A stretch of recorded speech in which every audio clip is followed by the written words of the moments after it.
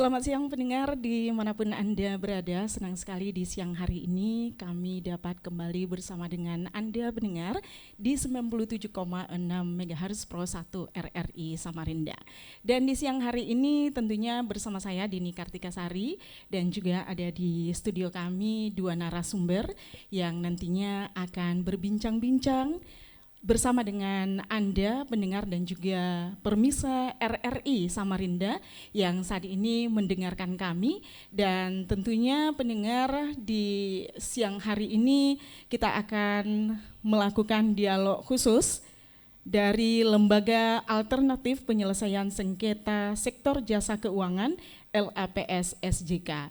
Nah, kita nanti akan membahas pendengar terkait dengan apa itu LAPS SJK dan juga bagaimana mekanisme penyelesaian permasalahannya ataupun sengketanya, dan juga bagaimana layanan yang dimiliki oleh LAPS SJK, serta seperti apa kasus yang sudah ditangani. Dan nantinya juga bagi Anda masyarakat kami yang ada di Kalimantan Timur khususnya yang memiliki permasalahan-permasalahan yang harus berurusan dengan LAPS SJK ataupun OJK ini, nanti kita bahas di mana harus Anda mengadu. Ada media sosialnya, ada juga alamat yang nanti akan disampaikan oleh kedua narasumber kita di siang hari ini. Baik, untuk pendengar kami dimanapun Anda berada, tetap saja bersama dengan kami di 97,6 MHz Pro 1 RRI Samarinda. Langsung saja kami perkenalkan dua narasumber kita di siang hari ini. Ada Kepala Direktorat Pembelaan Hukum Konsumen OJK, ada Pak Tri Herdianto. Selamat siang Bapak. Selamat siang pemirsa RRI. Ya, apa kabarnya di siang hari ini Pak? Alhamdulillah baik. Alhamdulillah. Dan di sebelah Pak Tri ada juga Pak Erik, merupakan Kepala Divisi Hukum, Kepatuhan dan Hubungan Kelembagaan LAPS SJK. Selamat siang Bapak. Selamat siang juga Ibu. Masih tetap semangat ya Pak ya? Semangat terus Bu. Baik, untuk pendengar kami dimanapun Anda berada, langsung saja kami berbincang-bincang kepada kedua narasumber. Mungkin saya langsung ke Pak Tri dulu ya, sebagai Kepala Direktorat Pembelaan Hukum Konsumen OJK. Mungkin masyarakat kita masih belum tahu ini Pak, ini apa yang dimaksud dengan LAPS SJK ini Pak? Silahkan dijelaskan Pak. Ya, terima kasih. LAPS SJK ini singkatan dari Lembaga Alternatif Penyelesaian Sengketa Sektor Jasa Keuangan. Jadi di sini adalah lembaga penyelesaian sengketa di luar pengadilan yang khusus menangani penyelesaian sengketa di sektor jasa keuangan. Jadi ini adalah merupakan mekanisme penyelesaian sengketa yang kita susun, yang kita buat untuk sektor jasa keuangan. Sehingga pembentukan LAPS SJK ini sebagai upaya untuk memperkuat perlindungan konsumen di sektor jasa keuangan. Jadi LAPS SJK ini masih tergolong baru, jadi terintegrasinya itu tergolong baru. Sejak 29 Desember 2020. Jadi awalnya 6 LAPS menjadi satu, dan dia tanggal 1 Januari 2021 mulai beroperasi, sehingga sampai saat ini seluruh sektor jasa keuangan ditangani oleh LAPS SJK untuk penyelesaian sengketanya. Artinya satu-satunya ya Pak? Satu-satunya. Ya, ini kenapa bisa ini Pak? Bisa digabung gitu dari 6 menjadi 1 ini Pak? Karena kebutuhannya. Jadi kebutuhannya pertama memudahkan bagi konsumen. Karena konsumen hanya mengadu satu, tidak perlu dia menentukan ini terkait dengan kasus apa, baru dia menuju kepada 6 LAPS yang menanganinya. Itu tidak perlu. Jadi cukup satu saja. Itu satu. Kedua, memang kebutuhan dari produknya yang sudah mulai banyak yang hybrid. Hybrid itu antara produk asuransi dengan perbankan atau produk asuransi yang ditawarkan ke bank itu menjadi produknya siapa. Nah, ini dengan adanya itu tidak perlu lagi dia lakukan analisis oleh konsumen, ini perlunya di mana, atau misalnya katakanlah pemasaran terhadap reksadana. Pemasaran reksadana itu salah satunya di bank.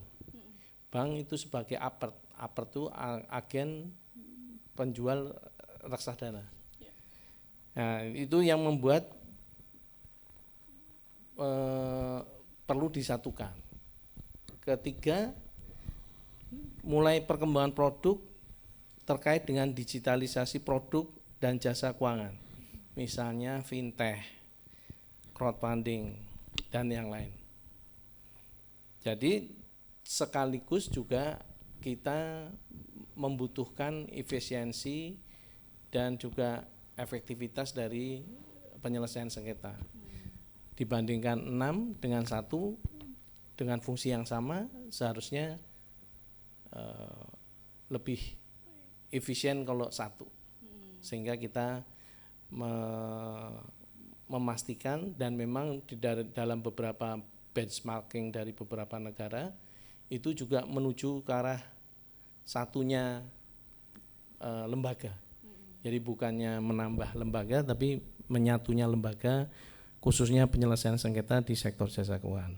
Oke, baik. Pendengar dimanapun Anda berada, artinya kita sudah mengetahui seperti apa fungsi dari LAPS SJK ini, yang mana secara garis besar merupakan lembaga penyelesaian sengketa sektor jasa keuangan di luar pengadilan, seperti yang dijelaskan oleh Pak Tri.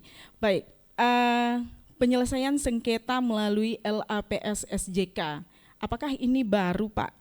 Atau ini sebelumnya juga LAPS SJK ini sudah melakukan penyelesaian sengketa di sektor jasa keuangan, Pak? Ya, tadi sedikit saya singgung bahwa memang fungsi penyelesaian sengketa sebelumnya sudah ada. Diemban 6 lembaga alternatif penyelesaian sengketa. Jadi berdasarkan industrinya. Jadi ada LAPSPI itu khususnya terkait dengan perbankan, terus BAPMI terkait dengan pasar modal, BMAI terkait dengan asuransi, BAMPI terkait dengan perusahaan penjaminan, terus kemudian BMPVVI itu pembiayaan dan modal ventura, dan BMDP dana pensiun itu juga. Jadi 6 itu ya tadi seperti yang tadi saya sampaikan bahwa ada kebutuhan untuk harus efisiensi dan lebih bisa fleksibel. Jadi bisa dilakukan untuk semua industri. Tidak jadi hanya satu, tapi untuk semua industri. Dan itu dimungkinkan karena memang fungsinya sama, penyelesaian sengketa. Jadi kalau bisa disatukan, kenapa dibuat lebih dari satu? Itu mungkin. Ya, baik. Baik, saya ke Pak Erik ya, Kepala Divisi Hukum Kepatuhan dan Hubungan Kelembagaan LAPS SJK.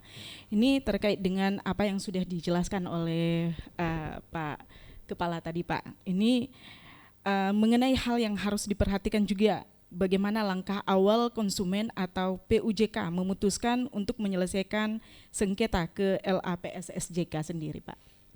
Baik, jadi untuk menyelesaikan pengaduan atau sengketa yang dialami konsumen, sebetulnya sudah ada platformnya yang disediakan oleh OJK.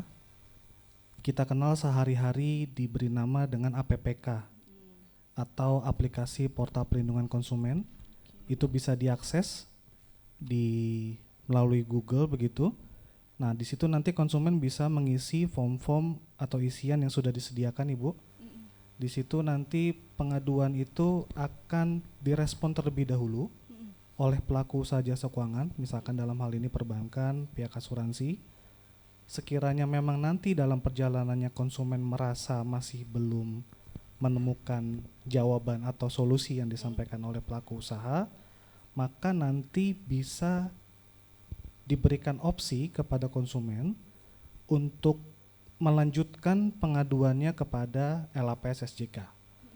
Nah, selain APPK, konsumen atau masyarakat juga diperkenankan untuk menyampaikan pengaduannya secara langsung ke LAPS SJK, Ibu.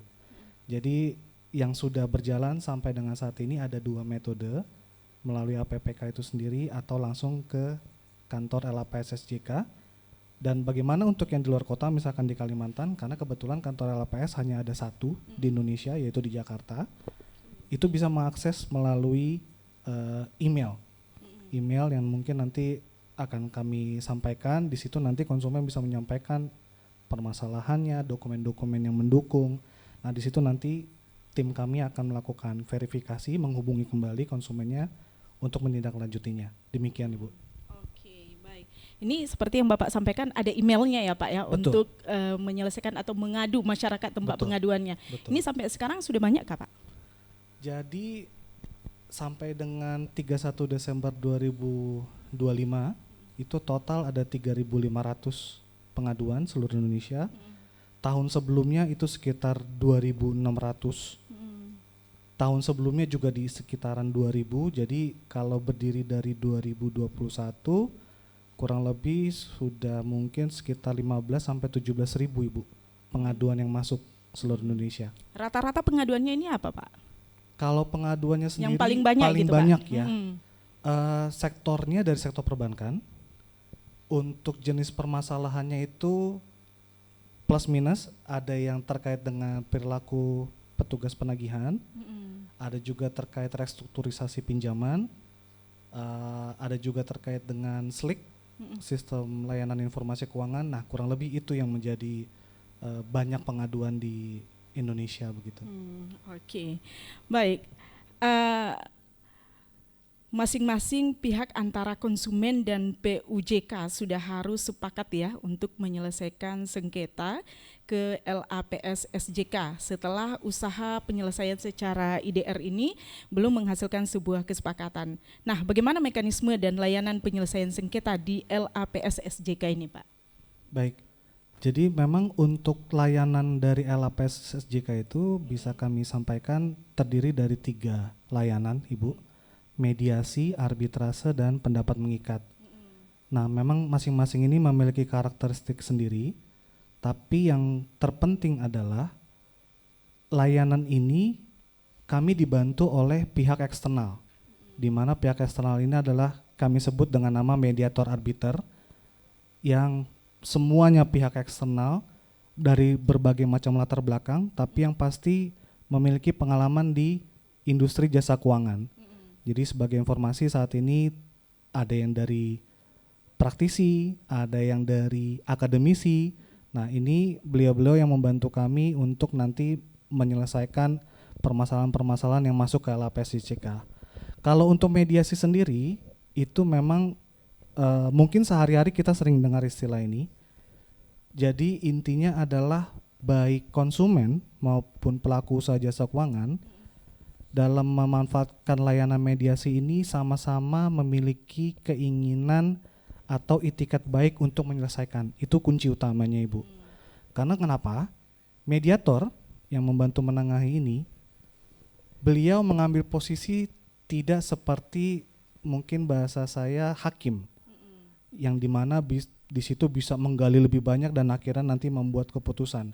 Beliau menjadi fasilitator, mendengarkan keinginan para pihak, kemudian mencoba mencari jalan tengah. Nah, jadi tidak ada tanda petik paksaan di situ oleh mediator. Nah, ini jadi makanya kembali itikat baik dari para pihak itu menjadi kunci utama. Berbeda dengan arbitrase, di mana di situ ada arbiter atau majelis arbitrase nanti yang menangani, di mana para pihak ini nanti memilih, konsumen memilih 1 arbiter, kemudian PUJK juga memilih sendiri 1 arbiter, kemudian kedua arbiter yang sudah ditunjuk bersepakat untuk menunjuk 1 lagi arbiter menjadi ketua arbiter, ketua majelis. Nah, di sini prosesnya seperti sama, kurang lebih sama dengan pengadilan. Di situ ada tanda petik gugatan begitu atau Kami mengenalnya permohonan, kemudian di situ ada proses jawab menjawab, pembuktian juga ada di situ sampai akhirnya nanti berunding majelis arbitrase ini untuk mengambil keputusan. Nah, jadi mungkin itu yang krusial yang bisa sampaikan tentang layanan mediasi dan arbitrase. Terakhir, kalau pendapat mengikat, ini seperti pemberian pendapat hukum atas adanya suatu klausula atau pasal di dalam perjanjian yang para pihak nih memiliki penafsiran sendiri-sendiri. Nah, karena tidak ketemu, makanya bisa dimintakan kepada kami atas penafsiran atas pasal atau klausula dimaksud supaya nanti bisa jadi pegangan para pihak. Kurang lebih begitu, Ibu. Oke, ini ada 3 ya Pak ya dalam menyelesaikan permasalahan ya Pak. Betul. Ini kebanyakan mediasi, arbitrase, atau pendapat pengikat. Iya, jadi sampai dengan saat ini Yang paling banyak sekali mediasi memang. Mediasi, kurang ya? lebih 98-99% dari setiap pengaduan yang masuk ke LAPS mediasi. Mediasi, Betul. karena ini sangat gampang ya Pak, yang mempertemukan Betul, gitu ya Pak ya. betul, Oke, betul. baik. Untuk pendengar kami dimanapun Anda berada, kami masih terus bersama dengan Anda di 97,6 MHz Pro 1 RRI Samarinda, dan kita masih berbincang-bincang bersama dengan kedua narasumber kita di siang hari ini. Pak Kepala, ini terkait apa yang sudah disampaikan oleh Pak Erik, ini seperti apa sih tanggapan Bapak ini Pak? Jadi memang sektor jasa keuangan ini memiliki karakteristik khusus, ya.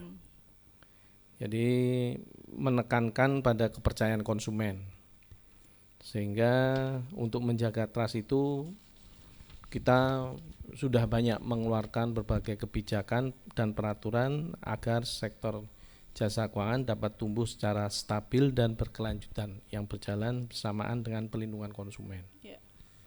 Nah, di sini pelindungan konsumen itu luas dari mulai desain produk sampai penyelesaian sengketa. Nah, itu ada ketentuannya dan masuk di dalam pelindungan konsumen.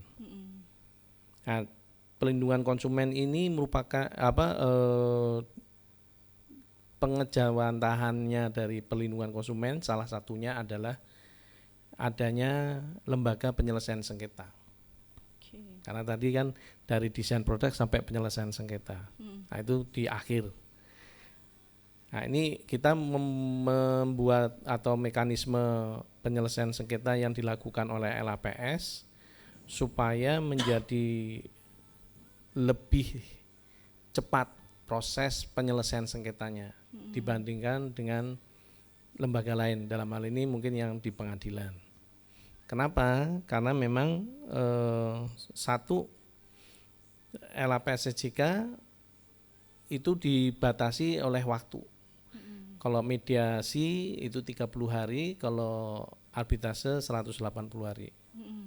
Jadi nggak boleh, ya mungkin ada perpanjangan tapi nggak bisa berlarut-larut. Agak berbeda dengan di pengadilan, bisa pengadilan negeri, pengadilan tinggi, Mahkamah Agung, terus kasasi, PK. Nah, itu butuh waktu yang cukup panjang. Nah, kenapa kita ini? Karena memang sektor jasa keuangan butuh proses yang lebih cepat supaya bisnis tetap berjalan dengan baik, jadi berkelanjutan. Jadi tidak hanya ngurusin sengketa ini saja. Kira-kira gitu, supaya bisa dapat konsumen, dapat di sektor jasa keuangan dapat berinvestasi dan dapat memanfaatkan produk dan layanan dari POJK secara lebih baik. Oke. Di Provinsi Kalimantan Timur dan juga Kalimantan Utara ini Pak, apakah PUJK dan konsumennya sudah banyak yang menyelesaikan sengketa dalam bidang sektor jasa keuangan melalui LAPS SJK ini Pak? Ini mungkin ke baik. ke Pak Erik ya. Pak Erik, Ya. silakan Pak. Baik, terima kasih Pak Tri. Jadi sebagai informasi untuk Kalimantan sendiri memang kalau bicara skala nasional tidak terlalu banyak. Dan kita bersyukur untuk itu. Untuk provinsi yang paling banyak memang masih di Pulau Jawa, Ibu. Yeah. Nah, kalau Kalimantan sendiri di tahun 2021 misalkan itu total ada 109 pengaduan. Kemudian di 2022 ada 129 pengaduan.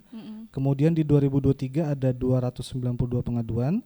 Di 2024 432 pengaduan dan di 2025 ada 644 pengaduan. Jadi memang trennya meningkat, tapi kalau kita bicara skala nasional masih tergolong sedikit untuk wilayah Kalimantan Timur khususnya. Begitu khususnya Ibu. Kalimantan Betul, Timur ya. betul. Oke, tadi sudah dijelaskan oleh Pak Tri ya Pak ya, seperti apa penyelesaiannya. Nah, kalau kita lihat sendiri Pak di LAPS SJK ini, putusannya ini apakah bisa memberikan hasil yang diharapkan oleh pihak terkait Pak? Ya, baik. Jadi kalau kita kembali lagi untuk mediasi itu, produknya itu kita sebutnya dengan kesepakatan perdamaian, sedangkan untuk arbitrase itu putusan atau putusan arbitrase. Nah, kesepakatan perdamaian itu sendiri bisa diperoleh kalau para pihaknya ini memang kembali lagi punya etikat baik untuk menyelesaikan. Jadi apakah hasilnya akan sesuai dengan yang diharapkan, tentu ini kembali ke masing-masing pihak lagi Bu. Itu untuk mediasi. Jadi makanya peran PUJK atau juga konsumen ini sangat penting supaya ujungnya win-win solution bisa tercapai. Berbeda dengan putusan, memang putusan ini layaknya seperti pengadilan, nanti majelis arbitrase ini yang akan menentukan atau memutuskan mana permohonan yang bisa disetujui, mana yang tidak. Tentu didasari nanti berdasarkan bukti-bukti yang cukup. Nah, jadi ini yang menjadikan perbedaan, tapi tentu saya yakin harapan dari para pihak yang mengajukan permohonan pengaduannya ke LAPS ingin semuanya selesai dengan cara yang terbaik. Begitu Ibu. Oke, Pak Tri ada tambahan Pak? Memang apa namanya, kita buat penyelesaian sengketa yang melalui LAPS harapannya lebih cepat ya. Jadi tidak berlarut-larut ngurusin sengketa yang hanya mungkin nggak seberapa. Nah, itu yang kita harapannya supaya lebih mempercepat proses sehingga kita buat LAPS. Tapi juga penting juga supaya tidak ke LAPS itu perlu kita memperkuat pertama komunikasi dengan konsumen. Konsumen harus sebelum menggunakan produk dan layanan harus benar-benar meneliti, menganalisis bahwa dia memahami hak dan kewajibannya sebagai konsumen dan juga PUJK yang dia beli produk dan layanannya itu legal atau tidak, dan juga kemudian produk dan layanannya itu logis atau tidak. Karena kalau tidak, misalnya tidak logis, misalnya keuntungannya tidak logis, nah itu perlu diwaspadai. Kemudian juga perlu kita memperkuat penyelesaian IDR, internal dispute resolution-nya. Jadi internal dispute resolution-nya harus kita perkuat supaya konsumen atau PUJK selesai hanya di PUJK, tidak beralih ke sengketa. Jadi pengaduannya cukup bisa diselesaikan di PUJK. Oke. Ya. Kalau seperti yang Bapak sampaikan tadi, ini harus diselesaikan di OJK. Ini kenapa Pak? Di PUJK. Di PUJK. Ini kenapa Pak? Karena memang konsumen itu mengadu atas produk dan layanan pelaku usaha jasa keuangan. Jadi ya sudah sewajarnya lah pelaku usaha jasa keuangan bertanggung jawab atas produk dan layanannya. Memang itu sesuai yang dijanjikan atau tidak. Ya, kalau misalnya tidak, ya dia ngadu, dia memberikan penjelasan bagaimana misalnya masalah keuntungan atau apa, kok tidak sebesar itu dan seterusnya, dia ngasih penjelasan. Itu memang hak dari konsumen untuk mengetahui bagaimana penjelasannya pelaku usaha jasa keuangan. Nah, kita hanya melihat dari produk dan layanannya dan juga ketentuan-ketentuan yang diatur yang dalam dia mengelola produk dan layanannya tersebut. Apakah ada kendala Pak saat menyelesaikan permasalahan ini? Mungkin konsumennya kurang jujur atau seperti apa gitu Pak? Karena ini kan biasanya konsumen ya Pak ya, pingin menang sendiri gitu Pak. Seperti yang tadi saya sampaikan, memang kadang-kadang interpretasi konsumen berbeda dengan pelaku usaha jasa keuangan. Konsumen hanya mungkin memilih produk dan layanannya berdasarkan penjelasan dari marketing atau dari pemasar dari pelaku usaha jasa keuangan. Padahal kalau berdasarkan marketing pelaku usaha jasa keuangan itu tidak selamanya tepat atau ambigu.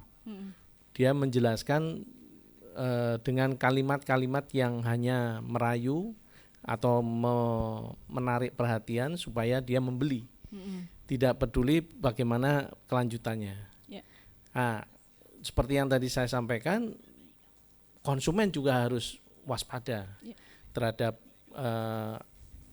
permasaran dari pelaku usaha jasa keuangan itu, agen-agen dari pelaku usaha jasa keuangan itu. Jadi harus dilihat perjanjiannya memang, perjanjiannya itu harus dilihat manfaat, biaya, risiko minimal. Itu harus dipahami apa manfaatnya, biayanya gimana, risikonya apa. Nah, kalau itu sudah dipahami dan sudah diterima oleh konsumen, nah silakan. Seharusnya tidak ada penafsiran yang berbeda. Tapi biasanya sengketa itu adanya penafsiran yang berbeda antara konsumen dengan pelaku. Dia misalnya misalnya contoh nih perjanjian kredit terkait dengan deposit kredit di bank, bunga fix 3 tahun kemudian mengambang. Nah, itu bisa beda, fixnya hanya 3 tahun atau secara keseluruhan. Nah, itu yang perlu dijelaskan secara lebih spesifik sampai konsumen itu tahu. Nah, kalau udah tahu baru insya Allah sih nggak ada masalah. Dalam penyelesaian ini apakah ada anggaran juga yang dikeluarkan oleh pengadu gitu atau masyarakat atau konsumen? Nggak ada. Tidak ada. Free of charge. Jadi kalau untuk mengadu free of charge. Malah justru kita dalam melakukan penyelesaian sengketa itu untuk yang beberapa ada thresholdnya, kayak contoh di perbankan, pasar modal itu 500 juta batas maksimal sengketanya ya. Terus kemudian asuransi jiwa, asuransi umum 750, terus pembiayaan 200 juta. Selama di bawah itu threshold tadi itu free. Pro bono juga. Pro bono. Pro bono ini pro bono terhadap para pihak, tapi LAPSSJK yang membayar, mediatornya. Tapi kalau hanya mediasi, kalau di arbitrase masih berbayar. Karena dia bentuknya keputusan. Kalau mediasi itu mediatornya dibayar oleh LAPSSJK. Tapi pembayaran itu Pak ada tergantung jarak ya Pak ya? Maksudnya enggak. Tidak. Jadi memang gini, masalah jarak itu kita atasi dengan cara menggunakan namanya online dispute resolution. Online dispute resolution itu adalah salah satu bentuk penyelesaian sengketa secara digital. Jadi kita nggak perlu offline tapi online. Bisa diselesaikan misalnya dari Kalimantan, mediatornya dari Jakarta, terus juga pengurus LAPS-nya dari Jakarta. Itu bisa. Tapi dimungkinkan juga misalnya katakanlah dari konsumennya Kalimantan, saya nggak biasa Zoom bisa nggak datang? Ya. Bisa. Oh bisa. Bisa. Nanti kalau misalnya katakanlah ada kerjasama dengan komunitas di Kalimantan, nah itu mungkin bisa juga mediatornya bisa dari sini juga. Oh gitu. Jadi ini dimungkinkan. Tapi pokoknya semua mediatornya itu atau arbiternya harus terdaftar di LAPSSJK. Oke. Ini saya sebagai orang awam ya Pak ya, Iya. yang tidak mengetahui ya kalau ada sengketa yang perlu diselesaikan seperti yang Bapak sampaikan tadi, kalau misalnya mediatornya ada di Kalimantan. Ini kan satu-satunya di Indonesia ya Pak ya, kalau di Kalimantan kan belum ada ya Pak ya? Belum ada. Nah seperti yang Bapak sampaikan tadi, ini melalui Zoom. Nah misalnya orang tersebut tidak ada di tempat gitu Pak, apakah harus diumumkan melalui radio atau seperti apa? Oh, ini harus pemanggilannya gitu Pak? Harus para pihak ini harus hadir. Hadir maksudnya dalam artian bisa dimintain tanggapannya. Jadi nggak perlu, bisa melalui online, bisa offline. Tapi hadir. Jadi kalau misalnya kalau misalnya katakanlah konsumennya atau yang mengajukan permohonannya itu nggak hadir, ya kita batalkan. Oh gitu. Ya, itu sama kayak menggugat, Pak, Ibu. Jadi menggugat di pengadilan, di penggugatnya ditanyain, nggak hadir, 1 sampai 3 nggak hadir, ya dibatalin. Tergugatnya juga tidak diketahui? Apalagi tergugatnya itu nggak bisa. Oke, jadi berarti harus dibatalin ya Pak ya? Ya, harus dua belah pihak menyampaikan dia memang mau menyelesaikan sengketanya ke LAPSSJK. Kemudian harus hadir, menyampaikan kalau bahasanya keinginan, kebutuhan dari para pihak. Jadi para pihak kan antara POJK dengan konsumen beda kebutuhan. Kalau konsumen butuh dibayar uangnya, pelaku usaha jasa keuangan juga dibayar produknya. Nah itu perlu adanya istilahnya titik temu yang cukup adil lah di antara keduanya. Oke, berarti kalau tidak ada batal. Batal. Oke, saya ke Pak Erik. Tadi disampaikan oleh Pak Tri ya Pak ya, seperti apa penyelesaian yang katanya ini tadi Bapak juga sampaikan bahwa dalam penyelesaian itu tidak ada yang namanya pemaksaan atau intimidasi gitu. Betul. Ya Pak ya, seperti di pengadilan. Betul. Sementara kalau mereka benar-benar tidak jujur, saya kembali lagi seperti pertanyaan ke Pak Tri tadi Pak. Ya. Ini bagaimana Pak? Karena kita untuk menggali informasi itu Pak, agar benar-benar yang kita selesaikan itu adalah yang benar gitu Pak. Betul. Ini seperti apa Pak? Baik, jadi sebelum masuk ke tahap mediasi, layanan mediasi dengan mediator, itu kami melakukan verifikasi terlebih dahulu Ibu. Verifikasi itu bertahap dan semua mesti bisa dibuktikan dengan dokumen. Misalkan di APPK yang bersangkutan mengisi kerugiannya 1 miliar atas dasar perjanjian, infonya begitu. Kemudian kami verif melalui dokumen perjanjian. Ternyata nilai sengketa yang sebenarnya tidak 1 miliar. Nah, dari situ itu adalah filtering kami untuk menilai apakah pengaduan ini layak. Dalam artian datanya sudah benar, valid, sampai akhirnya nanti sudah terfilter semua dan kami nyatakan layak untuk dimediasi, baru masuk ke proses mediasi. Di mediasi itu sendiri, Bapak Ibu mediator ini karena pengalamannya banyak, terutama di industri keuangan, jadi dalam penentuan mediator yang akan menangani Ibu, kami juga melihat background. Jadi kalau memang permasalahannya terkait perbankan, kami prioritaskan Bapak Ibu mediator yang memiliki latar belakang perbankan dan seterusnya. Dan di situ terkadang yang tidak terungkap saat kami melakukan verifikasi bisa terungkap dalam proses mediasi itu sendiri, Bu. Nah, jadi di situ memang itu yang mengakibatkan proses mediasi yang seharusnya bisa selesai di 1-2 pertemuan, mungkin kalau dibuat dalam waktu itu sekitar 1 minggu bisa selesai, sedangkan yang tadi Pak Tri sampaikan maksimal 30 hari. Nah, ini menjadi tertunda penyelesaiannya karena itu tadi ada fakta atau data yang belum disampaikan seluruhnya. Tapi dalam berbagai kasus juga ini akhirnya bisa dipahami oleh para pihak begitu, karena mungkin emosi dan segala semacamnya. Nah, makanya di sini peran mediator adalah memastikan informasi yang disampaikan itu memang betul-betul yang sebenar-benarnya dan yang memang ingin disampaikan ke pihak yang lain. Nah, makanya kalau dalam mediasi itu kita menyebut ada proses namanya kaukus, Ibu.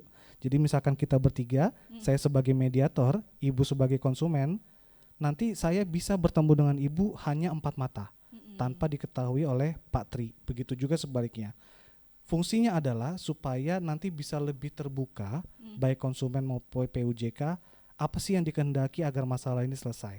Dan nanti fungsi saya adalah untuk mempertemukan jalan tengah supaya tercipta win-win solution. Jadi faktanya itu memang terjadi sih Ibu, yang Ibu sampaikan. Contoh kasusnya memang ada beberapa yang terjadi begitu. Oke. Kalau pinjaman online ini seperti apa, Pak?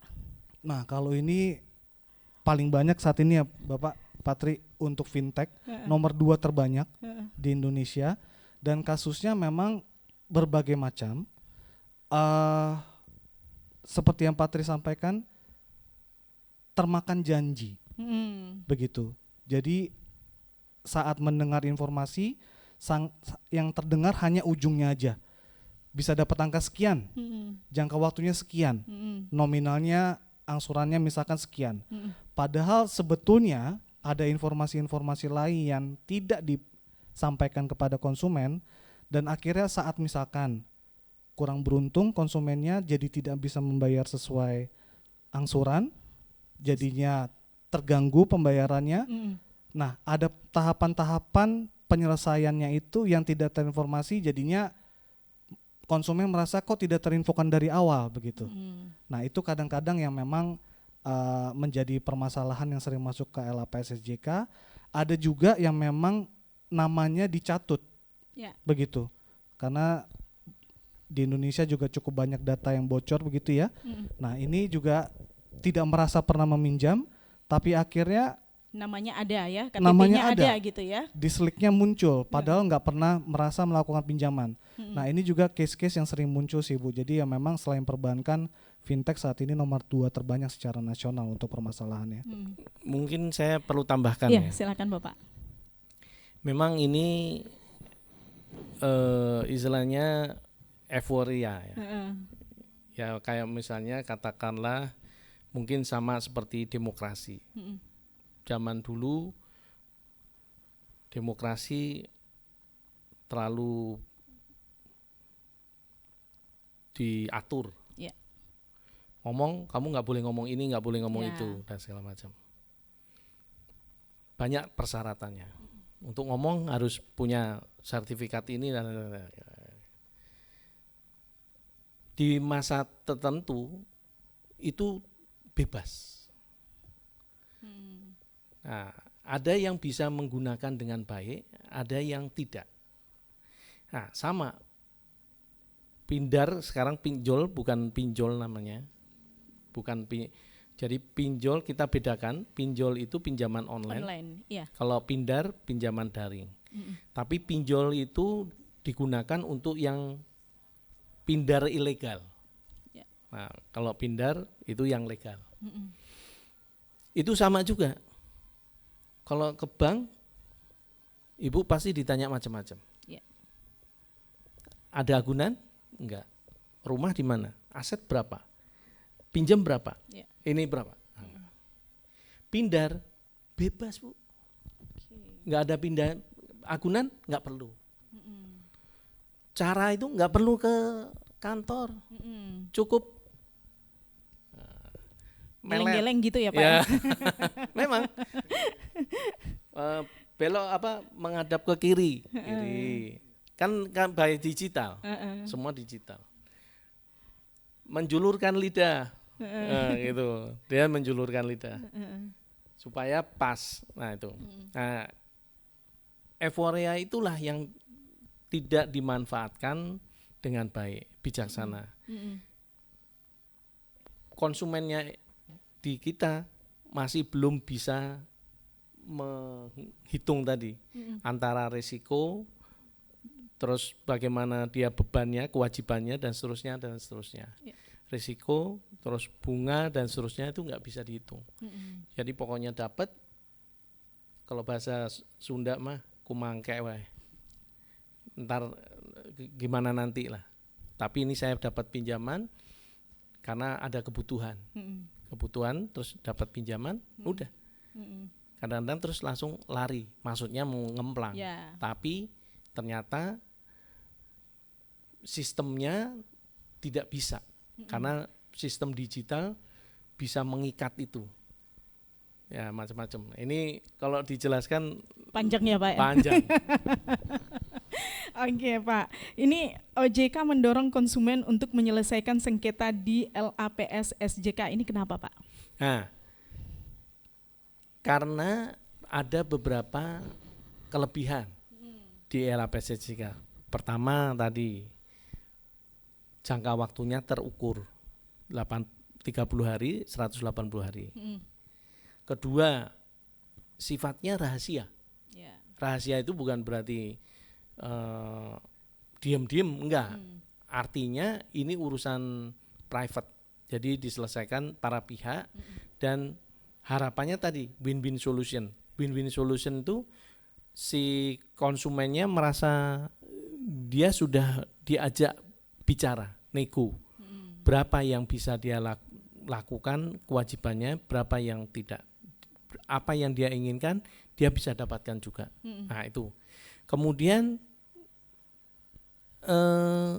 karena prinsipnya berdasarkan kebutuhan, makanya itu bukan hukum. Ya. Kalau arbitrase atau pengadilan hukum, kamu punya itu enggak, kewajiban segini enggak, harus ada dibuktikan enggak, buktikan. Ini udah dapat ini ya gitu. Hak dan kewajibannya kental sekali. Tapi kalau yang itu enggak. Dan ketiga, lebih murah. Bisa dibayangkan untuk membayar lawyer berapa? Nah, kita ya bisa sendiri, bisa dilakukan sendiri. Malah justru prinsipal atau para pihak itu yang harusnya sebaiknya maju sendiri, menyampaikan apa keinginannya. Nah, terus yang pasti tadi yang lebih cepat tadi. Jadi karena lebih cepat, murah dan juga waktunya lebih singkat, jadi lebih terukur. Jadi kita mengharapkan LAPS SJK digunakan oleh sengketa di sektor jasa keuangan. Artinya aman ya Pak ya? Aman. Jadi Insya Allah masyarakat aman. itu tidak perlu khawatir ya Pak ya? Tidak perlu takut khawatir gitu karena ya? memang coba bisa bayangin kalau untuk pindar misalnya hanya 1 juta, masa ke pengadilan? Untuk bolak-balik ke pengadilan ongkosnya mungkin bisa 1 juta. Nah itu kalau di sini ya cukup mediasi dibayarin gratis. Gampang, cepat, mudah ya Pak ya? Terus di waktu nilai-nilai tertentu gratis. Gratis, menyelesaikan masalah tanpa masalah ya Pak. Yeah. Oke, ke Pak Erik dulu. Ini Pak Erik, keunggulannya Pak dalam menyelesaikan sengketa di LAPS SJK ini dibandingkan di pengadilan seperti di luar dari yang disampaikan oleh Pak Tri tadi Pak. Iya. Jadi sebetulnya secara garis besar yang sudah disampaikan Pak Tri tadi itu adalah keunggulan-keunggulan LAPS. Tapi memang yang menjadi penting adalah karena Indonesia begitu luas, tentu permasalahannya juga banyak begitu. Dengan adanya LAPS yang bisa mengakomodir penyelesaian sengketa dengan secara online, ini sangat membantu Ibu. Kenapa? Karena seperti yang saya sampaikan tadi, Kalimantan Timur aja ada kan pengaduannya. Tidak mungkin kalau pengaduannya diselesaikan mesti harus ke Jakarta, yang seperti yang sampaikan Pak Tri tadi, sengketanya 1 juta tapi ongkosnya aja udah berjuta-juta begitu. Ya. Nah, jadi memang ini diharapkan bisa menjadi terobosan solusi bagi masyarakat bahwa dengan hadirnya LAPS ini bisa menyelesaikan masalah cukup dengan di rumah misalkan. Kemudian waktunya juga pasti. Kemudian yang menangani adalah memang expert di bidangnya. begitu.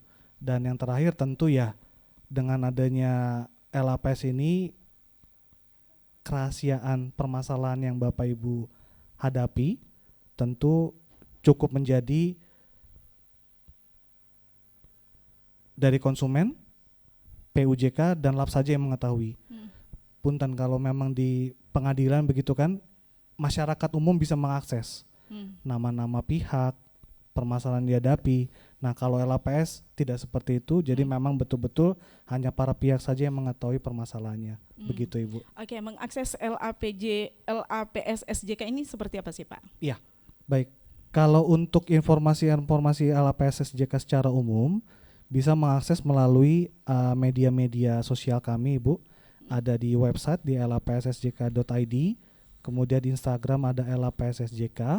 Nah, kalau mungkin tidak familiar dengan media sosial, bisa menghubungi kami secara langsung, baik itu datang ke kantor di Jakarta atau melalui telepon. Itu di 021 2522 252 7700. Bisa diulangi Pak? Di 021 252 7700. Nah, mungkin dalam waktu dekat ini kami juga akan mengeluarkan WhatsApp bisnis begitu Ibu. Karena memang kan rata-rata masyarakat sudah familiar dengan WhatsApp begitu. Nanti mudah-mudahan dalam waktu dekat bisa dirilis dan di situ nanti juga bisa menjadi solusi bagi masyarakat yang ingin berdiskusi melalui chat. Demikian. Iya, kalau alamat emailnya Pak? Untuk email ini memang emailnya lebih banyak untuk pengaduan ya Ibu ya. Itu bisa mengakses di info @lapssjk.id. Demikian Ibu. Oke, baik. Saya ke Pak Tri. Ini seperti apa juga Pak? Kalau di OJK itu namanya ada kontak 157. Ya. Kontak 157 itu untuk telepon 021 157. Kalau WA-nya 081 157 157 157 dan emailnya di konsumen@ojk.go.id. Oke, baik. Untuk pendengar kami dimanapun Anda berada, bagi Anda yang akan menyelesaikan penyelesaian sengketanya atau pengaduannya kepada LAPS SJK, Anda bisa ke 021 252 7700. Dan kalau Anda juga ke OJK dalam menyelesaikan ke 021 157 atau WhatsApp-nya di 081 157 157 157. Yang terakhir Pak, sebagai penutup, ini apa pesan yang disampaikan kepada para konsumen kita? Saya ke Pak Erik dulu. Baik, kalau tadi kita bicara ada sengketanya berarti, ada pengaduannya. Nah mungkin kesempatan ini kami ingin menyampaikan pra sengketa atau pra pengaduan. Nah di sini kami menghimbau Bapak dan Ibu warga Kaltim pada khususnya sebelum memilih suatu produk keuangan itu betul-betul dapat menggali lebih dalam, lebih banyak apa yang utama mengenai konsekuensi kalau Bapak dan Ibu tidak dapat memenuhi syarat dan ketentuan yang diterbitkan oleh pelaku usaha jasa keuangan. Seperti yang disampaikan Pak Tri di awal tadi, ini jangan terima yang manis-manisnya dulu, begitu nanti pas terima adanya suatu konsekuensi yang tidak bisa dihadapi oleh konsumen, nah jadinya saling berseteru begitu.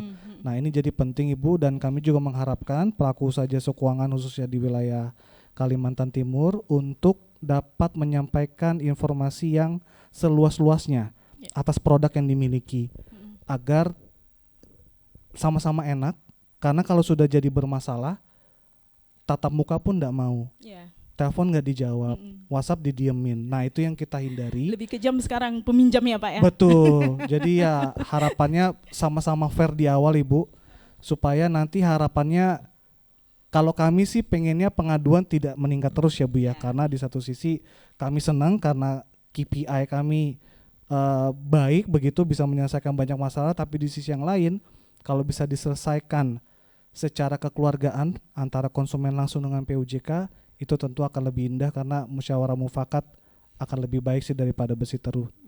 Mungkin Artinya begitu ke Ibu. mediasi lebih baik ya Betul, Pak ya? betul. Saya ke Pak Tri. Ya, seperti yang tadi sudah saya sampaikan, memang dunia saat ini tuh Lebih kejam. agak berbeda, Agak berbeda. terutama masalah digital. Ya. Nah, ini tapi yang pasti konsumen harus paham dulu produk dan layanan dari pelaku jasa keuangan. Ya.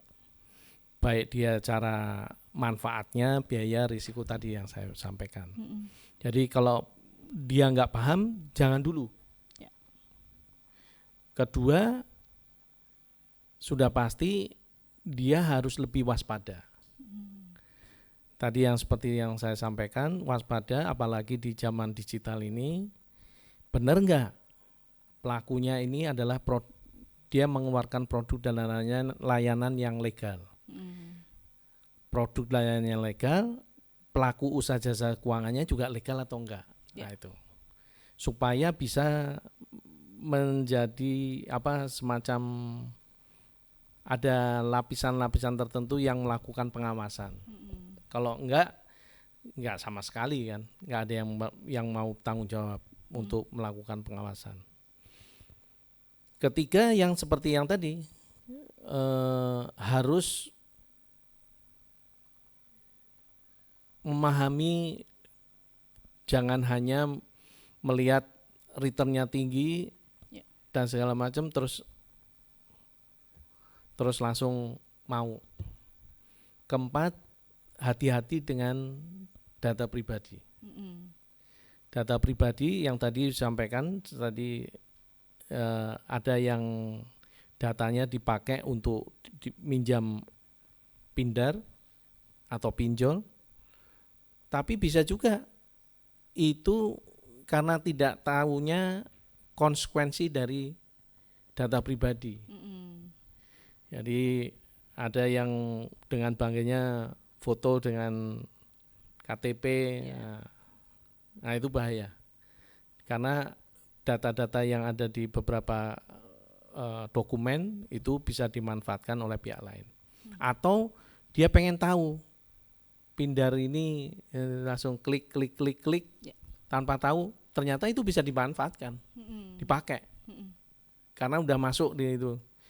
Mungkin saya nggak tahu, Ibu misalnya ada pertanyaan, berminat mau beli Mercy tahun sekian, nah, dengan harga sekian, terus klik, itu udah datanya udah muncul di sana, di pihak lain itu. Nah itu yang rasa ingin tahu kadang-kadang bisa lenyapnya data pribadi. Jadi maksudnya data pribadi bisa dimanfaatkan untuk itu. Mungkin itu ya. Oke, baik. Untuk pendengar kami dimanapun Anda berada, sekali lagi kami sampaikan untuk Anda, bagi Anda yang berurusan dengan OJK maupun dengan LAPSSJK, Anda bisa ke websitenya lapssjk.id atau IG-nya juga ada LAPSSJK, atau dapat menghubungi langsung melalui email info@lapssjk.id, atau juga Anda bisa menghubungi di 02125277000. Dan bagi Anda juga yang berurusan atau bertanya-tanya kepada sektor jasa keuangan, Anda bisa langsung ke kontak 157 di 021157 atau email konsumen@ojk.go.id atau WhatsApp-nya di 08157157157 157-nya 3 kali. Nah, jangan lupa ya pendengar ya, untuk Anda tetap stay di RRI Samarinda di 97,6 MHz Pro 1 RRI Samarinda. Terima kasih Pak Tri, terima kasih Pak Erik, dan juga terima kasih untuk pendengar kami yang setia bersama dengan kami di saat ini. Saya Deni Kartikasari dan seluruh kerabat kerja yang bertugas di siang hari ini mengucapkan terima kasih atas kebersamaan Anda. Selamat siang dan sampai jumpa.